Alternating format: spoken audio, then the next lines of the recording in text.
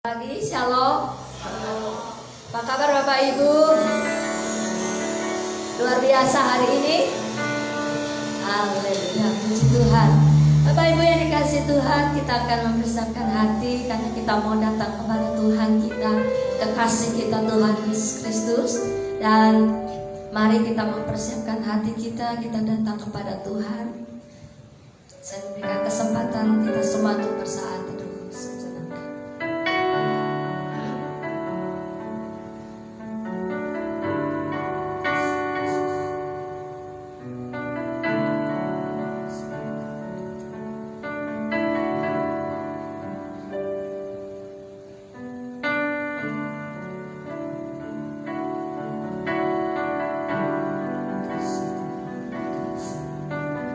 Mempermuliakan Engkau dan meninggikan Engkau sebagai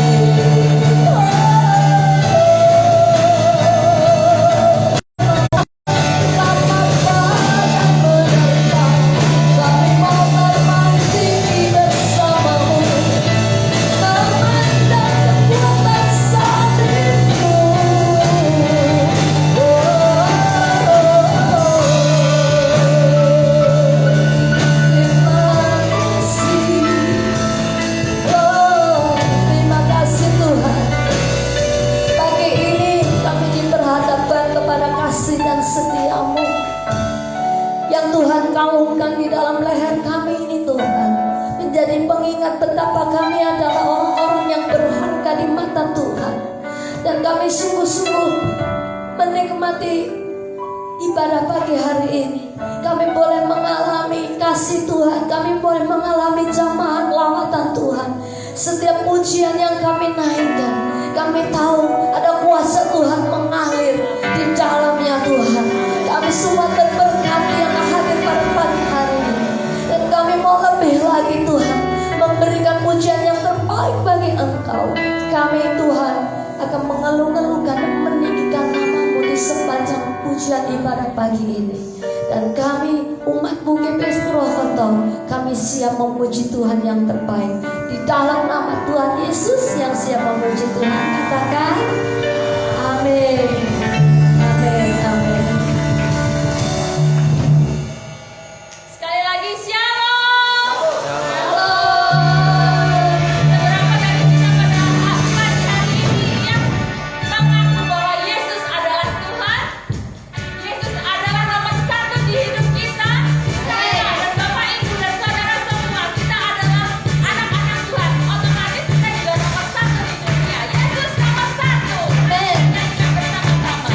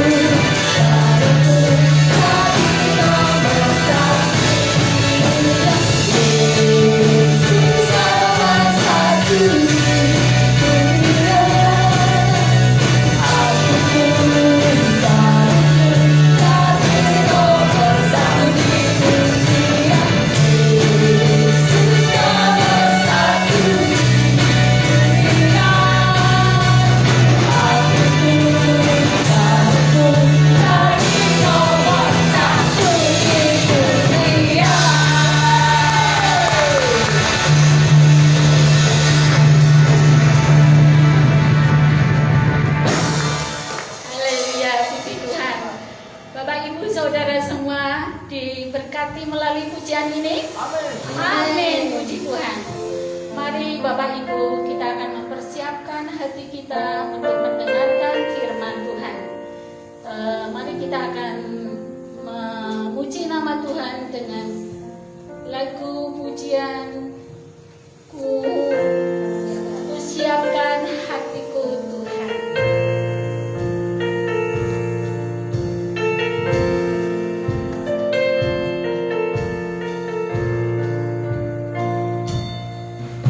Siapkan hatiku Tuhan, ku dengar firman-Mu saat ini.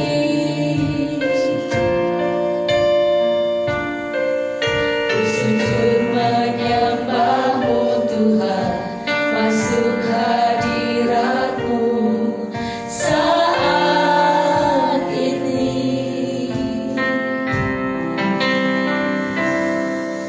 Curahkan urapan-Mu Tuhan bagi jemaat-Mu saat ini. Ku siapkan hatiku Tuhan, ku dengar firman-Mu.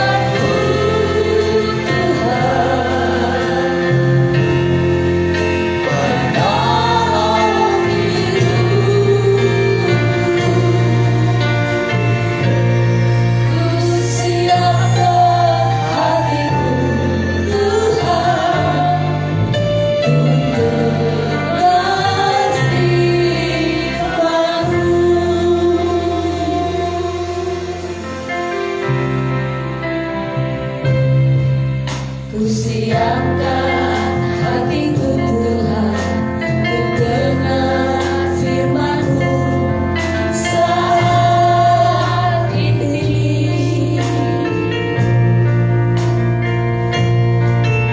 Sujud menyembah-Mu Tuhan, masuk hadirat-Mu saat ini. Curahkan urapan-Mu Tuhan bagi jemaat-Mu saat ini. Ku siapkan hatiku Tuhan, ku dengar firman-Mu.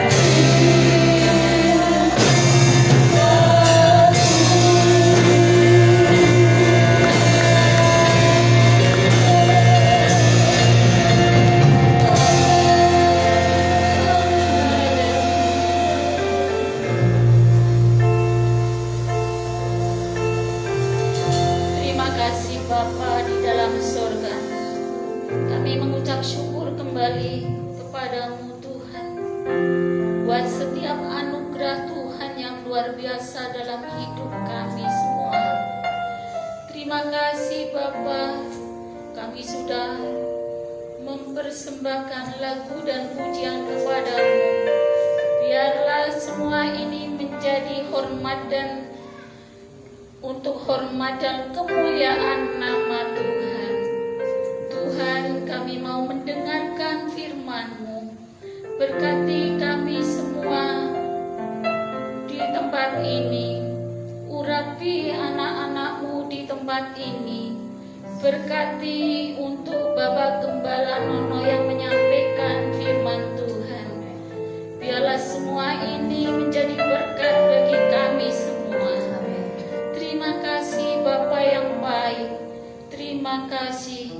Biarlah Tuhan memberkati kami semua untuk siap mendengarkan, untuk siap menerima akan kebenaran firman-Mu.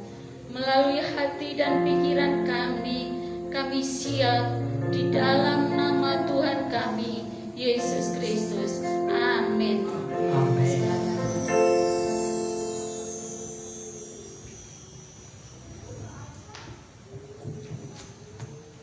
Shalom. Shalom. Selamat pagi. Pagi. Apa kabar Bapak Ibu? Luar biasa. Saudara-saudaraku semua yang dikasih Tuhan, puji Tuhan. Pada hari ini kita akan sama-sama belajar firman Tuhan yang terus-menerus kita mau mendalami apa yang menjadi kemauan Tuhan, apa yang menjadi isi hati Tuhan melalui kebenaran firman Tuhan. Hari ini kita akan bincang-bincang tentang rumahku adalah surgaku, rumahku adalah istanaku. Amin. Jadi Bapak Ibu yang di surga, Bapak Ibu yang di surga. Rupanya belum move on ini. Saudaraku yang dikasih Tuhan, saya percaya bahwa orang-orang yang mengasihi Tuhan adalah orang-orang yang cinta Tuhan dan ia dengan sungguh-sungguh datang ke hadirat Tuhan, datang ibadah dengan penuh kerinduan. Amin. Jadi pada hari ini kalau kita masih bisa beribadah, jangan sampai kita kembali ke masa-masa pandemi. Ke masa-masa pandemi itu masa-masa yang penuh dengan isolasi, masa-masa yang kita orang-orang yang seperti yang diasingkan, ya, tidak boleh bertemu, berdekatan dengan orang lain, saudara. Kenapa? Karena ada takut kena dampak daripada virus, daripada penyakit. Tapi kita hari ini sudah dapat menikmati kebebasan, keleluasaan untuk dapat bergerak ke sana kemari. Itu karena kemurahan Tuhan. Patut kita syukuri bahwa kita dapat menikmati hidup hari ini karena berkat kemurahan Tuhan. Kalau kita sudah waktunya, sudah dari jauh-jauh tahun-tahun yang lalu, ya, bisa jadi tahun 2020, tahun 2021 kita sudah berangkat. Kenapa? Karena kita begitu melihat bahwa orang yang terdampak, ya, dengan virus COVID itu tidak lama ada yang daya imunnya, daya tahan tubuhnya kuat, ada yang tidak kuat. Sehingga daya tahan tubuhnya yang kuat itu bisa melawan virus, tapi giliran daya tahan tubuh imun seseorang tidak kuat, maka ia bisa berangkat, ya. Oleh sebab itu kita bersyukur hari ini bahwa kita adalah orang-orang yang dapat menikmati berkat kemurahan Tuhan. Bukan berarti orang yang sudah dipanggil Tuhan itu bukan karena kecelakaan, tapi itu memang takdir Tuhan. Amin. Jadi hari ini kita mau mengakhiri seri pembahasan tentang jalan keselamatan. Yesus jalan satu-satunya keselamatan untuk sampai kepada Bapa di surga. Jadi hanya Yesus yang memberikan peluang terbesar untuk kita dapat bertemu dengan Bapa di surga. Hanya Yesus yang memberikan jalan keluar untuk kita bisa sampai kepada surganya Bapa di surga. Oleh sebab itu, Bapak Ibu yang dikasihi Tuhan, kalau kita tahu dengan pasti bahwa di dalam Tuhan Yesus ada kepastian, maka kita bisa mengambil kesimpulan harusnya hasil daripada kepastian keselamatan itu membawa dampak iman seseorang yang percaya kepada Tuhan Yesus itu dibawa sampai ke rumah. Makanya ketika ada kepastian keselamatan dalam Tuhan, maka yang harus terjadi di rumahnya itu ada suasana surga. Ya. Ada suasana surga, hadirat surga yang melingkupi rumah tangga Kristen. Kenapa? Karena ada kepastian di dalam Tuhan, bahwa di dalam Tuhan itu ada jaminan yang kekal untuk dapat kita pergi ya ke rumah Bapa di surga. Jadi tidak salah alamat lagi bahwa kita percaya kepada Tuhan Yesus. Di dunia ini hanya ada dua tempat yang pasti. Yang pertama adalah kepastian untuk tinggal bersama di rumah Bapa di surga, dan yang kedua adalah tempat hukuman bagi orang yang tidak mau percaya kepada Tuhan. Ya. Apakah ketika kita berbicara seperti itu kita berkata bahwa wah itu namanya penghakiman? Bukan penghakiman, itu konsekuensi logis. Ketika seseorang percaya kepada Tuhan dia selamat. Ketika orang yang tidak percaya kepada Tuhan dia mendapatkan murka Allah. Itu konsekuensi logis. Jadi diperhadapkan kita sebagai ciptaan Tuhan, mau tidak mau kita harus kembali kepada Tuhan. Saudaraku yang dikasihi Tuhan, saya mau katakan hari ini bahwa manusia diciptakan, dirancang oleh Tuhan itu pada mulanya adalah kehidupan yang kekal, tidak bisa mati. Ya. Kenapa manusia bisa mati? Karena ada pelanggaran yang dilakukan oleh manusia yang diciptakan Tuhan pertama kali, yaitu Adam dan Hawa. Sehingga kematian itu ada. Harusnya kalau tidak ada pelanggaran, kalau tidak ada pemberontakan, maka yang terjadi adalah anak cucu Adam sampai hari ini harusnya tetap tinggal di Taman Eden yang sudah disediakan oleh Allah, di-prepare tempatnya ya di Taman Eden. Tapi karena ada aturan main yang tidak disepakati atau aturan main yang dilanggar oleh Adam, loh kan yang melakukan itu Hawa. Kenapa yang disebut Adam? Yang diberi aturan main itu adalah Adam. Sebagai suami, sebagai pria, sebagai laki-laki, sebagai kepala rumah tangga, sebagai pemimpin dalam sebuah keluarga, maka yang bertanggung jawab adalah Adam. Coba kalau Adam pada waktu itu memberi teguran kepada Hawa, hai istriku, ya, jangan sekali-kali kamu tertarik pada pohon atau buah yang ada di pohon itu. Nah, tergantung lagi, apakah Hawa mengikuti, menuruti kemauan atau arahan dari suaminya atau tidak, atau dia akan tetap tergoda ketika si ular tua itu ya mencoba memutarbalikkan kenyataan yang Tuhan berikan. Ya, Tuhan katakan kalau kamu menyentuhnya, kalau kamu memakannya, ya kamu pasti mati. Tapi si ular tua mencoba memutarbalikkan, memanipulasi Hawa bahwa ketika kamu memakannya, kamu akan hidup kekal. kamu akan melihat semuanya. Ya. Nah, saudaraku yang dikasih, tipu daya setan, tipu daya si jahat itu seringkali itu ada sampai hari ini. Apa buktinya? Tipu daya setan itu sampai terjadi sampai hari ini. Seringkali orang yang percaya kepada Tuhan itu tidak bisa percaya 100% kepada Tuhan melalui kebenaran firman Tuhan. Seringkali apa yang tercatat dalam Alkitab itu masih dinegosiasi, masih kalau bisa dimaklumi, kalau bisa dikompromikan, saudara. Ya.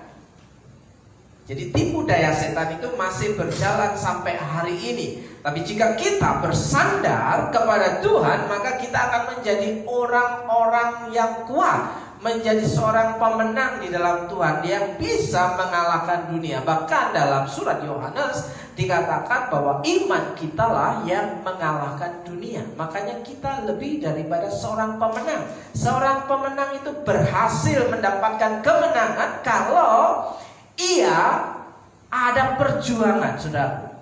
Baru disebut seorang pemenang. Jika tidak ada perjuangan, maka dia bukanlah seorang pemenang. Jadi ketika kita berjuang dalam hidup ini dan kita berada pada titik kelegaan, itu kita berada pada suatu puncak kemenangan. Wah, sudah lewat ini. Wow, sudah lewat ini. Nah, saudaraku yang dikasih Tuhan, harusnya sampai hari ini ketika kita percaya bahwa ada kepastian keselamatan dalam Tuhan, Tuhan berkata, damai sejahteraku kutinggalkan bagimu. Ya, Yesus berkata sebelum dia naik ke surga, dia katakan damai sejahteraku kutinggalkan bagimu.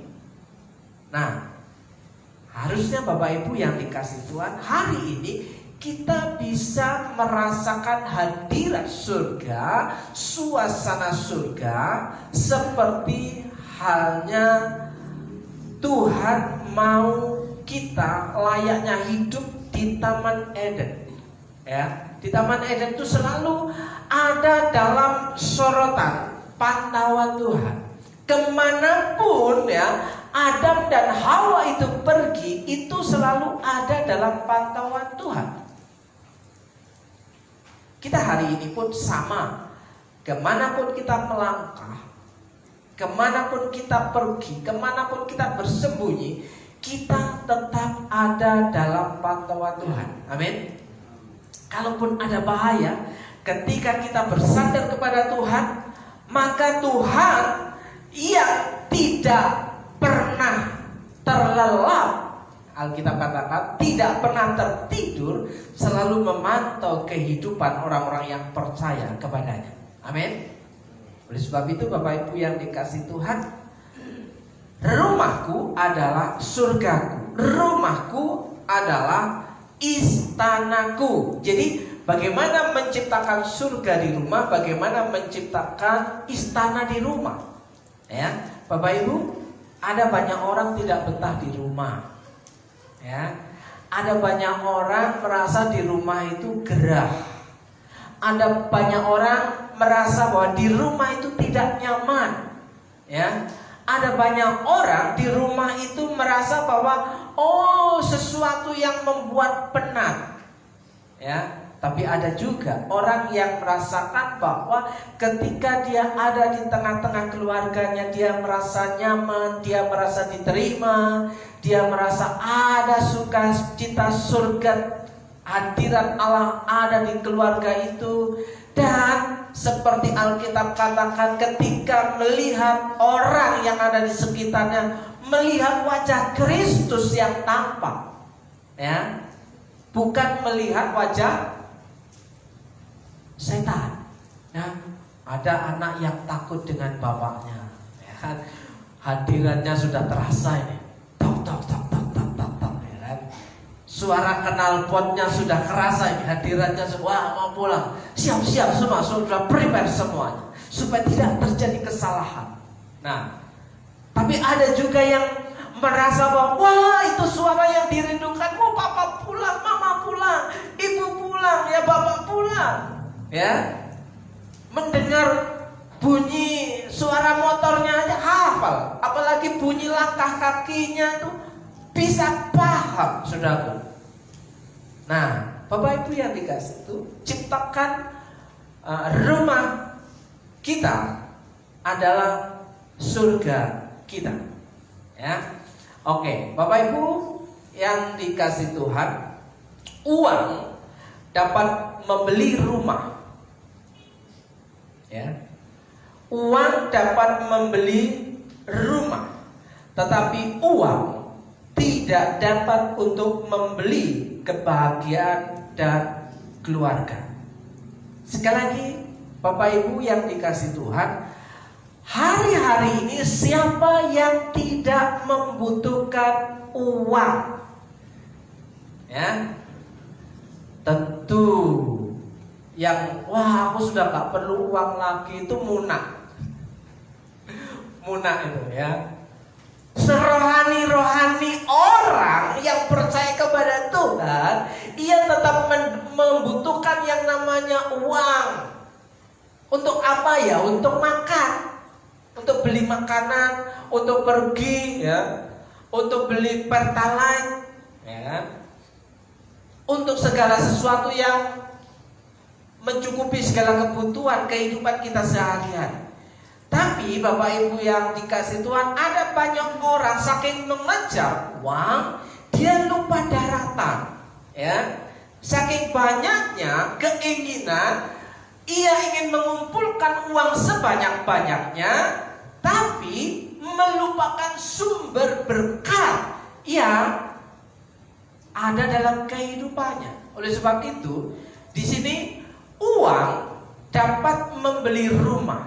Jadi uang bisa untuk membeli rumah supaya bisa tinggal di tempat yang nyaman. Bapak Ibu yang dikasih Tuhan, itu tulisannya Sabir Quentin Pranata, ya. Uang dapat untuk membeli rumah, tetapi uang tidak dapat untuk membeli kebahagiaan dan keluarga, ya, kecuali jajan. Kepuasannya hanya sementara, selebihnya sakit penyakit yang diderita, ya. Bekas yang ditinggalkan itu akan terekam seumur hidup, dirasakan seumur hidup. Ya, nikmatnya itu hanya sementara saja. Nah, tapi di sini dikatakan bahwa uang tidak dapat untuk membeli kebahagiaan sebanyak apapun uang yang ia punya. Bapak Ibu pasti hari-hari ini kalau membaca berita, memperhatikan berita di sosial media bahwa ada seorang gadis yang seorang mahasiswi yang pintar cari uang, yang dibanggakan sama bapaknya. Oh, dia kayaknya dia itu meniru saya, seorang pebisnis. Ternyata Bapak Ibu, ketika kita membaca uang yang ada di saldo rekeningnya itu miliaran. Ya, mahasiswi hidupnya hedon, hidupnya foya-foya, dia enak. Saldo rekeningnya itu angkanya luar biasa. Tapi apa yang terjadi dengan kehidupannya? Bapaknya bilang, wah, dia meniru aku, ya, bangga dengan anaknya. Bentar lagi padahal anaknya tangkap polisi. Kenapa? Ada yang bilang, tuh, gimana yang dilihat apa? Calo tiket yang konser di, ya, luar biasa. Dia jual tiket palsu. Saudaraku yang dikasih Tuhan, idenya brilian. Idenya cemerlang, ya kan? Tanpa modal tapi mendapatkan uang sebanyak-banyaknya. Ketika uang yang ada di rekeningnya dengan nominal miliaran, ya, dia bisa beli apa saja. Pengeluaran per hari itu wah, luar biasa besar. Apakah dia bahagia? Ya. Tapi kalau nggak punya uang sama sekali juga sama aja menderita. Saudaraku yang dikasih Tuhan, kenapa? Ketika melihat orang lain makan, kita cuma gigit jari. Ya kan? Ketika orang lain kenyang bersendawa, hai, gitu kan? Kita gembung. Ya kan? Ketika orang lain merasa pusing karena kekenyangan, kita pusing karena kelaparan. Juga gak enak ketika gak punya uang. Tapi perlu diperhatikan bahwa uang tidak dapat membeli kebahagiaan. Karena kebahagiaan itu tidak dapat diukur dengan berapa banyaknya uang yang ada di dompet kita, yang ada di rekening kita. Ya, uang tidak dapat membeli kebahagiaan. Bapak Ibu yang dikasih, ada sebuah meme, ya, pagi kemarin sampai tadi pagi saya memperhatikan sosial media, saya menemukan sebuah meme atau anekdot, ya. Ketika ada seorang anak berkumpul dengan ibunya atau bapaknya, ada percakapan singkat yang terjadi di situ, Bapak Ibu dan Saudaraku, ya. Ibunya, mamanya ini saking asik, bapaknya juga saking asik dengan gadgetnya, dengan HP-nya. Sementara anaknya mainan sendiri, Bapak Ibu yang dikasih Tuhan. Nah, ada percakapannya begini. Anakku, apa cita-citamu?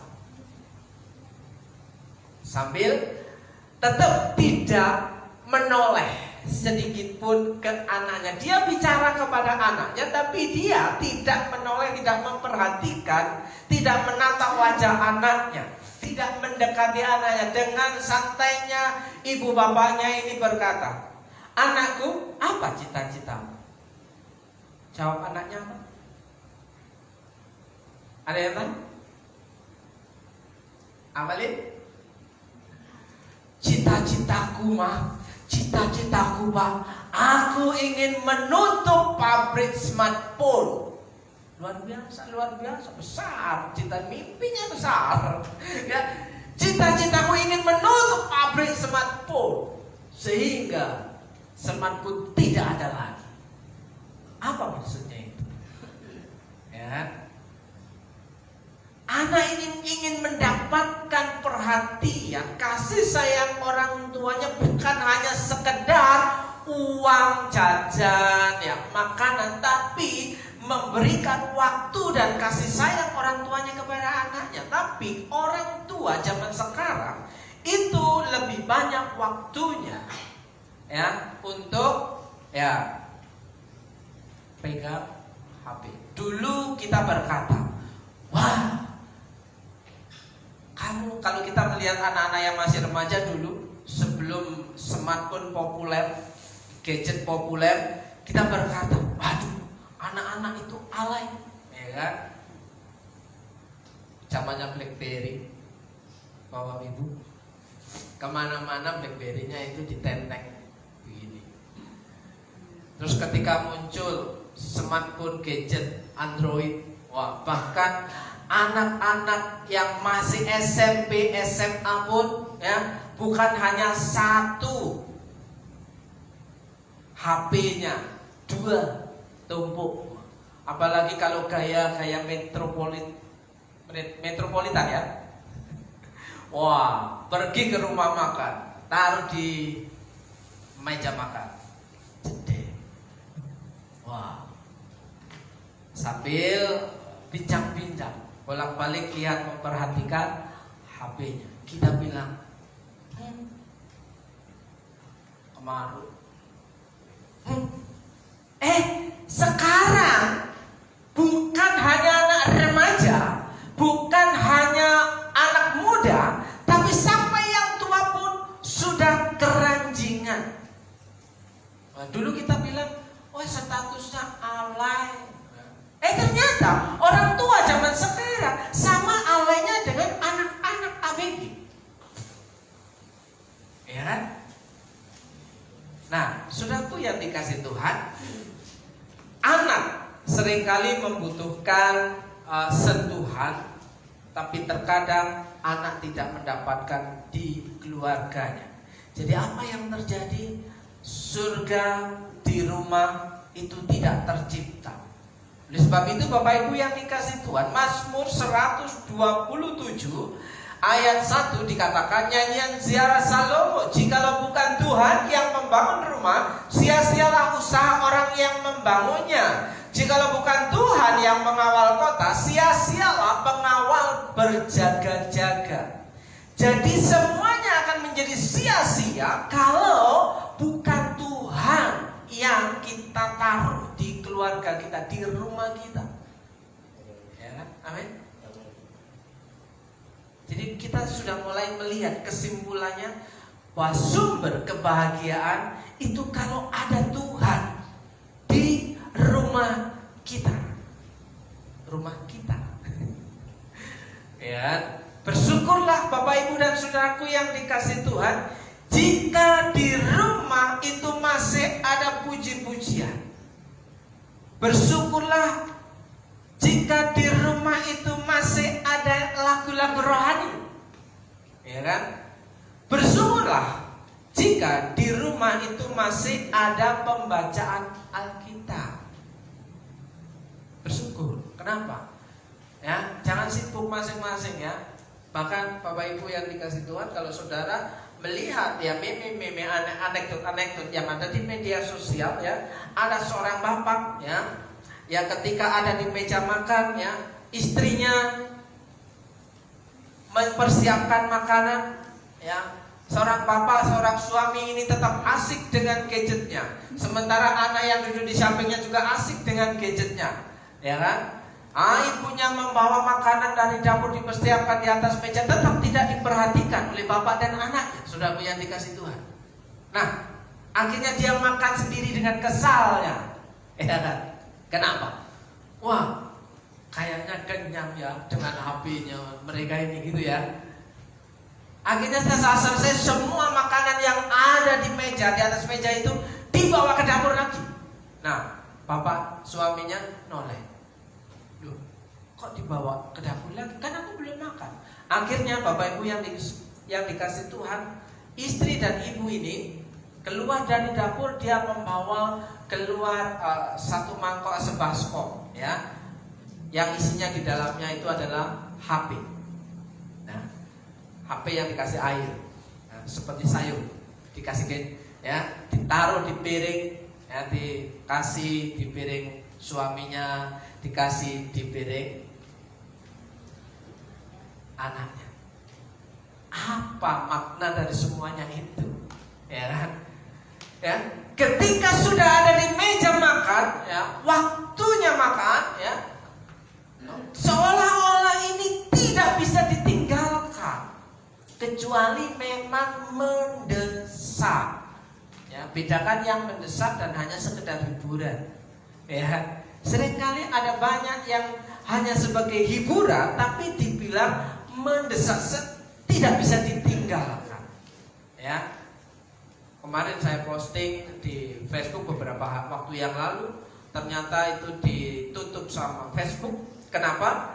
Karena musiknya itu musik dari luar yang ada royaltinya, sehingga ditutup dan itu terjadi sepertinya kekerasan. Padahal di situ adalah tayangan video yang memberikan contoh gambaran bahwa ketika orang sudah kecanduan gadget, kemana-mana yang diperhatikan gadgetnya, sampai jalan nggak tahu di situ ada jurang, ya.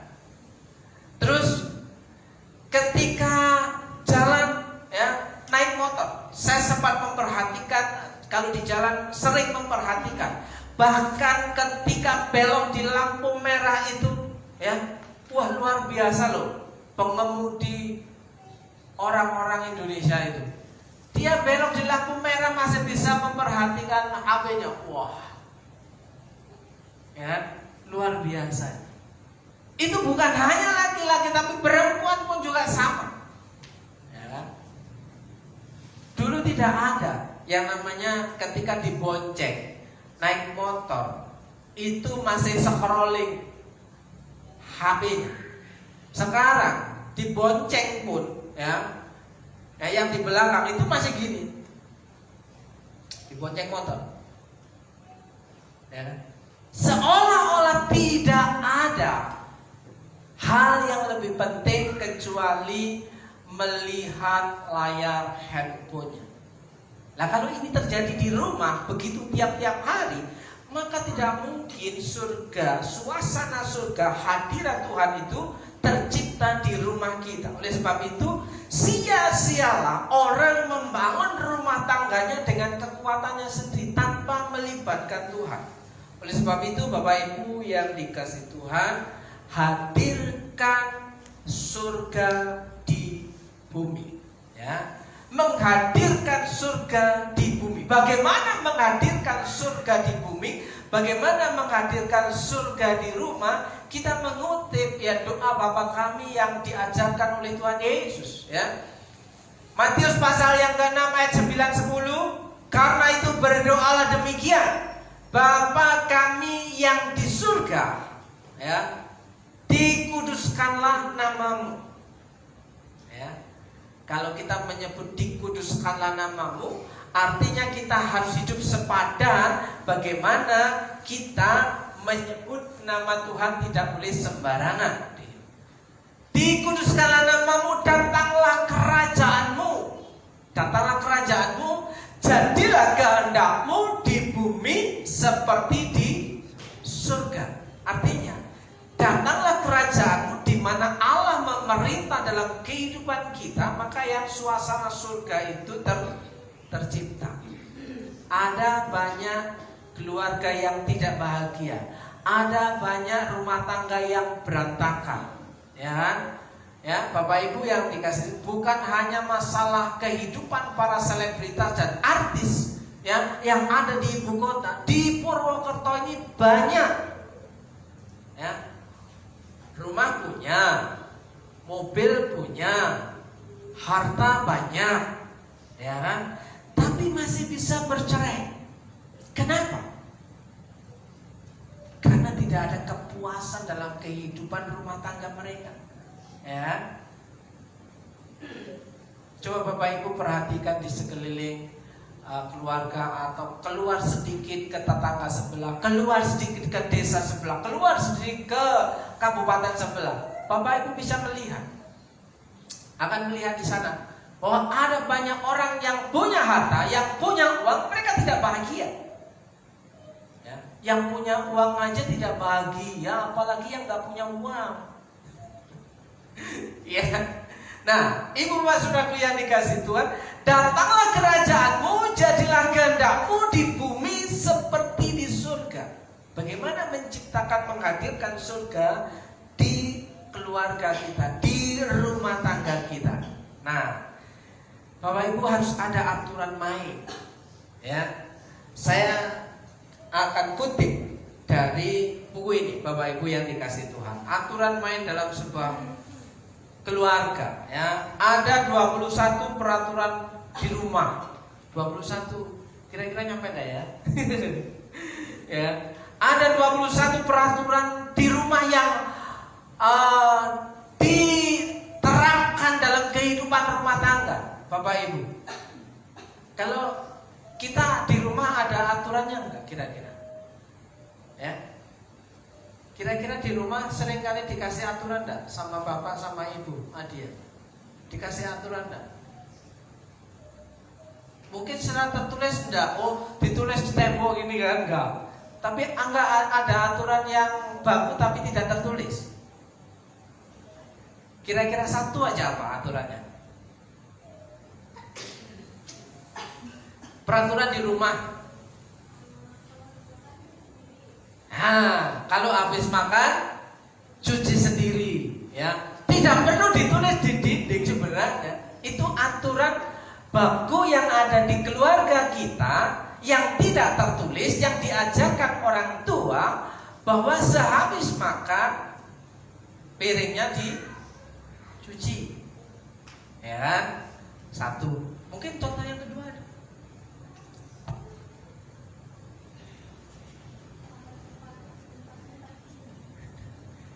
Taruh sepatu di tempatnya, ya kan? Tapi seringkali itu dilanggar, seringkali dilanggar dan sering, iya. Ya. Tapi kalau sudah dilanggar, apa yang terjadi? Dimarahi.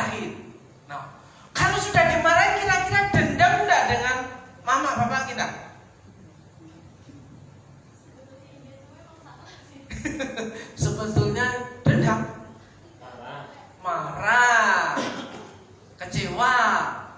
Katanya sayang, kok marah-marah ya, kan? Iya kan? Tapi itu konsekuensi karena sudah ada aturan main yang harus diikuti, dijalankan, ya kan? Ingat, sebenarnya kalau sudah ada aturan main, ingat kembali ke peraturan, ya. Sehabis makan, piring harus dicuci, gelas harus dicuci. Ketika dikasih marah, ketika terjadi pelanggaran dikasih marah, kamu tidak boleh marah. Kenapa? Sudah ada aturannya. Kembali ke aturan, kan begitu? Ya. Oke, saya mau bacakan di sini aturan yang ada di rumah yang pertama, supaya ada kehidupan yang bahagia di keluarga kita. Yang pertama, kami menaati Tuhan Yesus Kristus. Yang ditaati, yang pertama, urutan pertama di dalam sebuah rumah tangga Kristen, yang menjadi aturan pokok adalah kami mentaati Tuhan Yesus Kristus. Jangan kembali. Kami mentaati Bapak dan Ibu. Nanti setelah itu kami mentaati Tuhan Yesus Kristus. Loh, posisinya kok lebih tinggi Bapak dan Ibu, ya kan? Jadi kuncinya menempatkan Tuhan itu di urutan pertama. Oke. Satu, kami menaati Tuhan Yesus Kristus. Yang kedua, kami saling menghormati, menghargai dan mendoakan. Adakah kita menghormati, menghargai dan mendoakan? Oke. Yang ketiga, kami berkata jujur. Saya mengutip tulisan yang ada di buku ini. Ya, kami berkata jujur. Tidak ada dusta di antara kita. Ya, jujur itu lebih baik. Ya kan? Saya sering kali bercakap-cakap kemarin.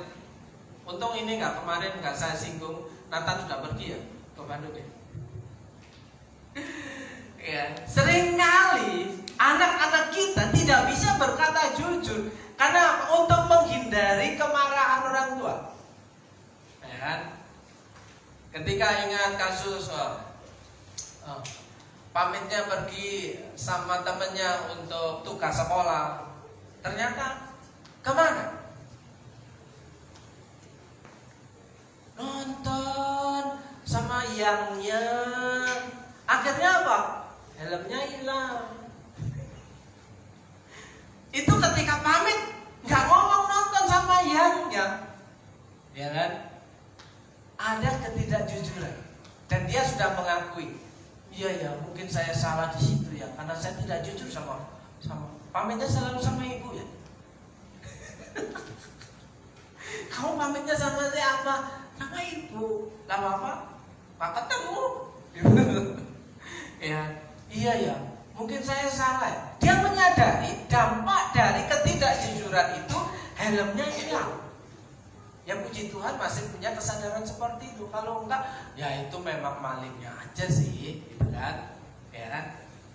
Tapi ini aturan yang ketiga, kami berkata jujur. Karena jujur itu sebenarnya mudah, tapi dianggap berat karena ada konsekuensi sanksi. Sudah. Yang keempat, kami mengutamakan kepentingan orang lain. Apakah di keluarga kita itu mengutamakan kepentingan orang lain? Ya kan? Kakak mengutamakan kepentingan adik-adiknya, adik mengutamakan kepentingan kakaknya. Kalau ini terjadi kata saling, maka tidak ada pertengkaran di rumah tangga, di keluarga kita. Ya.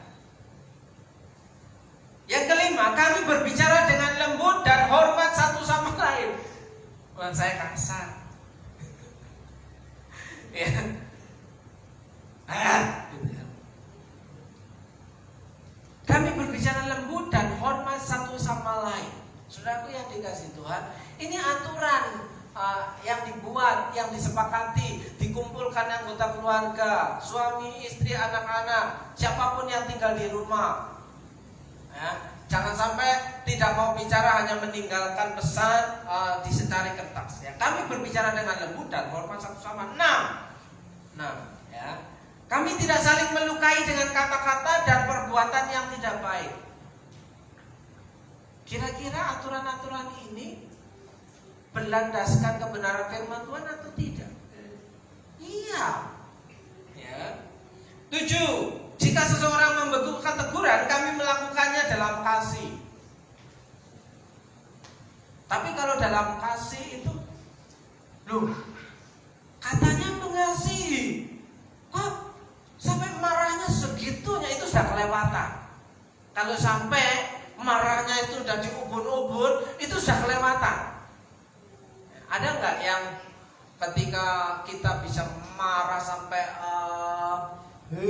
gitu greget? Ada nggak?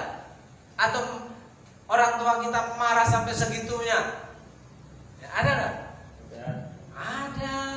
Kalau nggak ada itu saya kira dia orang yang paling seperti mirip-mirip saudara malaikat, ya kan? Ada. Kita, saya, ya kan? Lebih baik mengakui ya, saya. Ya. Wah, lebih enak ngomongnya itu ceplos daripada di keliling-keliling halus muter, keliling-keliling sampai ke tetangga ngedong dulu, ya kan? Ujung-ujungnya mau ngomong itu, gak usah itu kelamaan, ya. Lebih baik to the point saja, ya. Nah, 8. Jika seseorang meminta maaf, kami memaafkan. Jika seseorang di antara keluarga minta maaf, dimaafkan. Adakah yang masih menyimpan dendam di antara keluarga? Maaf ya. Wah, awas, balas nanti dia, gitu kan? Ada yang kakaknya ya cemburu dengan adiknya yang cemburu dengan kakaknya. Awas ya, nanti kakak balas ya. Kalau mami sudah pergi kerja. Ya. Terus 9. Jika seseorang sedih, ya dihibur. Kalau di rumah tidak bisa menghibur orang-orang yang ada di rumah, bagaimana kita bisa melaksanakan firman Tuhan? Hiburlah satu dengan yang lain, menghibur orang lain yang bukan anggota keluarga. Gak mungkin, ya gak mungkin. Adiknya sedih, rasakno, ya, nanti rasakno, ya kan? Bagaimana mau menghibur orang lain yang bukan keluarga kita, ya kan? Terus, jika seseorang bahagia, kami akan bersuka cita bersamanya. Bisa nggak melihat orang lain di keluarga kita bahagia, kita ikut bahagia? Ya, wah dia senang sekali, aku juga ikut senang, gitu kan? Atau ketika kita melihat orang di rumah satu di rumah kita itu bahagia, kayak yes, kayak gitu kan? Nah, sedih melihat orang lain bahagia melihat orang lain sedih, semos. Ya, semos.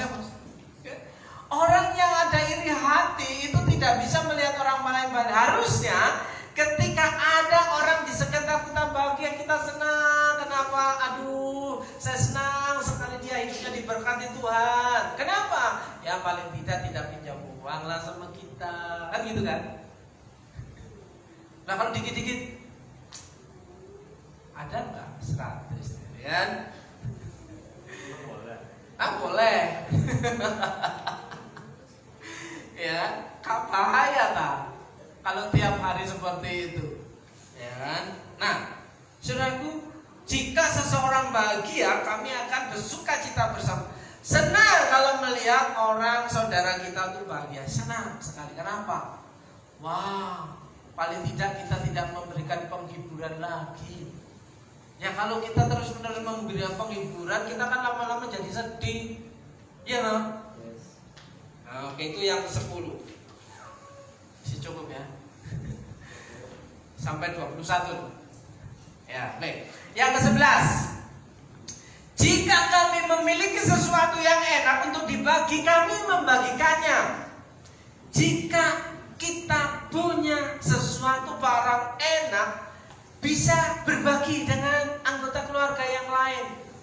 Bukan gini, enak lo, pengen pasti enak lo. Kan? Wah, ini punya aku ini mahal sekali loh, gitu kan? Justru ngece, harusnya berbagi. Coba dicicipin, ini enak banget loh. Coba dicicipin, ya. Coba kalau itu yang terjadi, Bapak Ibu yang dikasih Tuhan, tidak ada kecemburuan sosial di tengah-tengah keluarga kita, ya kan? Ya. Memiliki sesuatu yang enak untuk dibagi, kami membagi. Jangan dibagikan di media sosial, tapi orang-orang di sekitarnya nggak dibagi. Wah, ini enak loh, diposting di Facebooknya, posting di status WA. Oh, ini enak loh, tapi orang yang ada di sampingnya nggak bisa merasakan. Itu keterlaluan, Bapak Ibu yang dikasih Tuhan. Yang ke-12, jika kami mempunyai pekerjaan untuk dilakukan bersama-sama, kami melakukannya tanpa mengeluh. Itu, ya, ada pekerjaan yang harus dilakukan, tidak mengeluh. Bapak Ibu yang dikasih Tuhan, ya. Di gereja ketika ada banyak anak-anak mahasiswa, seringkali gereja bukan tambah bersih, justru tambah kotor. Kenapa? Harusnya ketika ada banyak orang di sebuah rumah, harusnya tambah bersih, tambah kinclong, tambah rapi. Tapi pada kenyataannya justru tidak bersih, tidak rapi. Kenapa? Karena ada yang iri, ya kan? Nanti kan sudah dibagi tugas, tugasmu sana. Ada yang nyapu, ada yang ngepel, ada yang bersihin kamar mandi, ya, ada yang nyapu pelataran, ya kan? Masing-masing fokus pada jobnya masing-masing. Nah, ketika terjadi suatu teguran, itu kan bukan tugas, ya. Padahal ditinggal dalam satu atap. Kira-kira kita punya dasar nggak untuk membenarkan itu kan bukan tugasku? Kita ada dalam sebuah rumah atap yang sama, tapi ketika kita berkata itu bukan tanggung jawabku, kira-kira bisa? Bisa? Enggak ya, kena semua di situ. Oke, yang keberapa sekarang? 13. Kami mengelola dengan baik segala sesuatu yang Allah telah berikan kepada kami. Bisa mengelola semua barang yang ada di rumah. Ya, bagaimana supaya awet? Bapak Ibu yang dikasih Tuhan, ketika ada banyak tangan, banyak orang, seringkali faktanya barang itu tidak awet. Kayu bisa pecah, ya kan? Sapu bisa patah, serokan bisa sobek, tempat sampah kemana, ya kan? Nah, seringkali yang terjadi apa ketika orang tua pulang kerja? Siapa ini yang naruh ini? Siapa ini yang naruh ini? Bapak Ibu yang dikasih Tuhan, kalau perlakuan yang saya terima pada waktu-waktu masa kecil saya diajarkan oleh seorang dari keluarga yang budayanya seperti militer, kan? Hanya ada peringatan tuh hitungan 3. Kalau sudah ketiga kita tidak beranjak, tamat sudah. Ya, saya hitung 1 sampai 3, jika tidak cepat dibereskan, saya buat. Dan itu seringkali terbawa sampai hari ini kepada istri saya. Ya, bisa diam enggak? Nangis aja saya paksa diam. Seringkali saya masih terhanyut terhadap pola asuh di masa kecil, ya kan? Tidak beres-beres setelah belajar, buku, tas, pensil, potlot, penghapus kemana, serahkan kemana. Segera diberesin tidak? Saya hitung sampai 3. Kalau tidak beres, Saya buat. Ya. 1, 2, ya. 2,5. Masih dikasih kesempatan setengah. Masih gak? Oh, bisa dibuang. Seperti itu. Ya.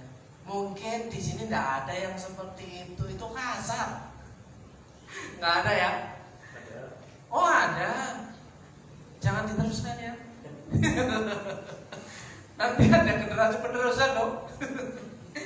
Oke, jadi membereskan, mengelola dengan baik segala sesuatu yang Allah berikan kepada kita secara bersama-sama. Yang ke-15, jika kami membuka sesuatu, kami menutupnya. Jika kami membuka sesuatu, kami menutupnya. Saya akhir-akhir ini seringkali membuka tanpa menutup. Oh sama, tos. Buka keran air di depan supaya masih lama airnya milihnya gidir-gidir supaya bisa penuh tandonnya air ya, tinggal ke belakang sampai belakang keasikan, lupa menutupnya. Istri saya ke depan ulang, gitu kan ya. Begitu juga sebaliknya, melakukan kesalahan yang sering terulang-ulang ya, kompor lupa matikan.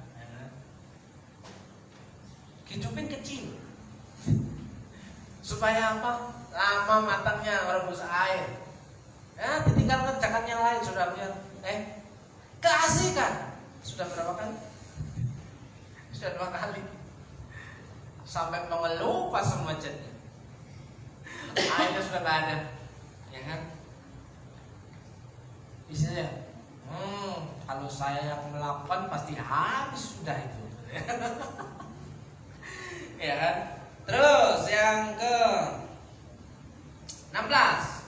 jika kami menyalakan sesuatu, kami mematikannya, sama seperti lampu. Jika kami mengeluarkan sesuatu, kami mengembalikannya juga. Ya, jika kami mengotori sesuatu, kami membersihkannya juga. Kan kamu yang ngotorin, bukan aku. Kira-kira pernah seperti itu kan? Kan kamu. Sementara bapaknya ngomong, kalau manggilnya gimana?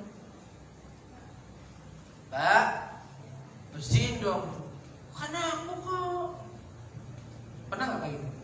Pernah. Siapa yang gak pernah? Pasti pernah yang kayak gitu kan. Ya bukannya aku kok, kan? Sering kan? Siapa yang mecahin gayung ini? Bukan aku kok. Siapa yang pakai terakhir kalinya? Bukan aku kok. Loh kok bisa pecah? Mungkin ada setannya. Oke. Yang ke berapa? Ke-50. Berarti amin dong. Oke. Jika kami tidak tahu apa yang harus kami kerjakan, kami bertanya. Ya, kalau tidak tahu bertanyalah, jangan gengsi bertanya. Wong tidak tahu kok sok tahu ya. Bertanyalah kalau tidak tahu. Terus jika kami pergi keluar, kami akan bertindak persis seperti yang kami lakukan di sini. Ya, artinya kembali seperti semula. Taruh pada tempatnya, kecuali tusuk gigi. Setelah dipakai, kembalikan pada tempatnya, kecuali tusuk gigi. Ya. Jika kami tidak taat atau melupakan peraturan rumah ini, kami menerima disiplin dan instruksi dari Tuhan. Jadi kembali aturan mainnya apa yang menjadi kebenaran firman Tuhan. Nah, kalau ini terjadi dalam kehidupan kita, maka kita mengalami surga di rumah. Kenapa? Di rumah terjadi berantakan, tidak terjadi keharmonisan, karena tidak menghadirkan Tuhan di keluarganya. Saudaraku yang dikasih Tuhan, kira-kira sampai di sini bahwa kita sepakat enggak bahwa Tuhan Yesus itu yang menentukan kebahagiaan? Amin. Amin. Miliki Tuhan. Bagianku adalah Tuhan, itu kebahagiaanku. Ya.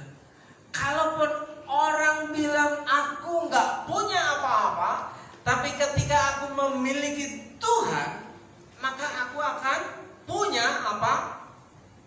Punya apa-apa. Iya kan? Nah, Bapak Ibu yang kesimpulannya. Sekarang saya ambil kesimpulan Bapak Ibu yang dikasih Tuhan. Yang pertama, jadikan Tuhan Yesus sebagai Raja di rumah. Jangan jadikan Bapak Ibu Tuhan di rumah. Ya, jadikan Tuhan Yesus sebagai Raja di rumah. Ya, Efesus 5 ayat 23, karena suami adalah kepala istri sama seperti Kristus adalah kepala jemaat. Dialah yang menyelamatkan tubuh. Jadi ada hierarki dalam keluarga. Lah, bukan di rumah nggak ada bapak, di rumah nggak ada laki-laki, ya ibu. Makanya ada hierarki. Jadikan Yesus sebagai raja di rumah. Di bawahnya sedikit itu adalah papa atau suami. Di bawahnya sedikit adalah istri atau ibu. Jadi hierarki ini penting Bapak Ibu. Kalau itu yang terjadi, maka tidak ada pertengkaran yang terlalu berlarut-larut. Kenapa? Oh iya, ingat Tuhan. Ketika ada bertengkar, oh iya, ingat Tuhan. Ketika marah, oh iya, ingat Tuhan. Jadikan Yesus nomor 1. Kayak lagu tadi, ya. Efesus 5 ayat 23, sebab suami adalah kepala atas istrinya sama seperti Kristus atas, enggak kelihatan. Sebab suami adalah kepala atas istrinya sama seperti Kristus pun menjadi kepala atas jemaat, dan ia sendirilah juga raja penyelamat bagi jemaat yang menjadi tubuhnya. Jadi hierarki ini penting Bapak Ibu. Kalau laki-laki yang ada di rumah tidak memiliki otoritas, maka yang terjadi aturan yang ada di rumah tangga itu tidak akan berlaku, Bapak Ibu ya. Yang kedua, kesimpulannya adalah rumah tangga harus ada aturan. Manusia tidak dapat hidup sendirian karena makhluk sosial membutuhkan orang lain. Jadi ketika ada banyak orang, jika tidak ada aturan main, yang terjadi adalah semau-maunya, ya kan? Jika tidak ada aturan dan tatanan, maka rumah tangga akan hancur berantakan. Kenapa rumah tangga hancur berantakan? Kenapa rumah tangga terjadi perpisahan? Kenapa rumah tangga terjadi pertengkaran? Karena tidak ada aturan mainnya. Tidak menempatkan Yesus sebagai raja dalam rumah tangganya. Yang ketiga, tidak ada manusia yang sempurna. Tidak ada manusia yang harus saling memaafkan dan mengampuni. Kalau kita mau diampuni oleh Bapa di surga, kita harus mengampuni orang yang bersalah kepada kita. Nah, sabarlah kamu seorang terhadap yang lain, dan ampunilah seorang akan yang lain. Apabila yang seorang menaruh dendam terhadap yang lain, sama seperti Tuhan telah mengampuni kamu, kamu berbuat jugalah demikian. Bapak Ibu, kehidupan kita ditentukan oleh keputusan kita hari ini. Kalau kita mau mengampuni orang yang bersalah kepada kita, maka dosa-dosa kita diampuni oleh Tuhan. Kita bisa tinggal bersama dengan Tuhan nantinya kalau kita punya hati memberikan pengampunan kepada orang. Jika tidak, jangan pernah berharap kita diampuni oleh Tuhan. Hukumnya itu sudah baku, hukumnya itu sudah paten. Jika kamu mengampuni kesalahan orang yang bersalah kepada kamu, maka Bapamu yang di surga akan mengampuni kamu juga. Amin. Mari kita berdoa.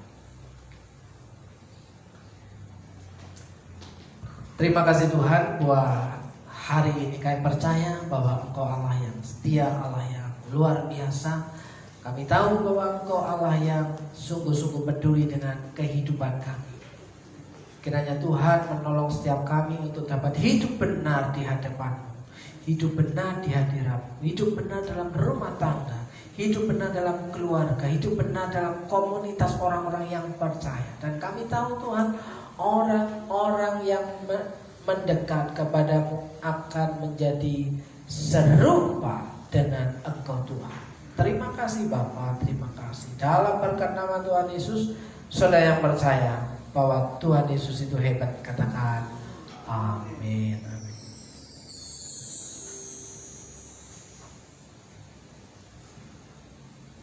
Puji Tuhan, kita sudah diberkati dengan firman Tuhan di siang hari ini. Saja kita akan memberikan persembahan untuk pekerjaan Tuhan dan juga untuk Natal di bulan Desember bisa dimasukkan di kotak merah. Kita akan berdoa. Bapak, Ibu, dan para petugas silakan maju ke depan. Bapak yang penuh kasih, Bapak yang mengasihi kami dan yang terus senantiasa membawa kami kepada perjalanan hidup yang luar biasa bersama Engkau.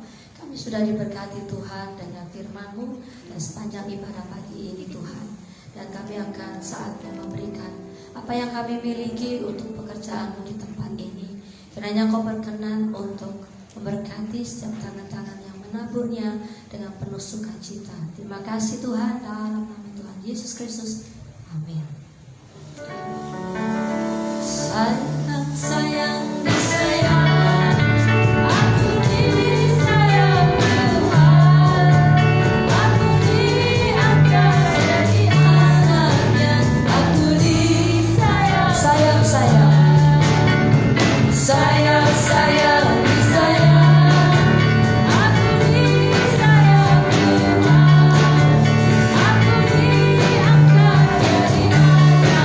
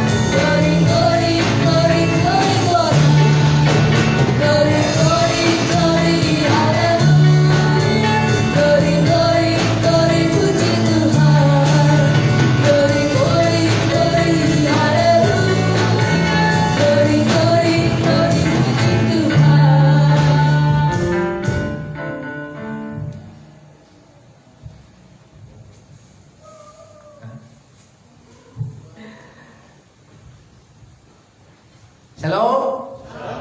Bapak Ibu, kita akan mengakhiri ibadah kita, juga mengakhiri bulan November, Bapak Ibu yang dikasihi Tuhan. Dan kita akan masuk di bulan Desember. Bapak Ibu terus berdoa untuk bulan Desember, untuk Natal. Pertanyakan pada diri masing-masing, Tuhan, Natal tahun ini saya mau ngapain? Berdoa masing-masing di rumah, Tuhan, untuk Natal tahun ini saya mau ngapain? Ya. Saya menyebut Bapak Ibu dan saudara yang dikasih Tuhan untuk bangkit berdiri.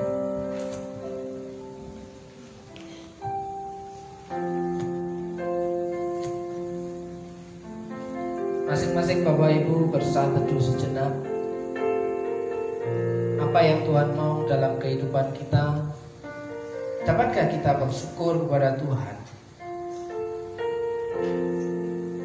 Apakah kekristenan kita hari demi hari akan tetap sama dengan yang kemarin? Ataukah kita mau berubah?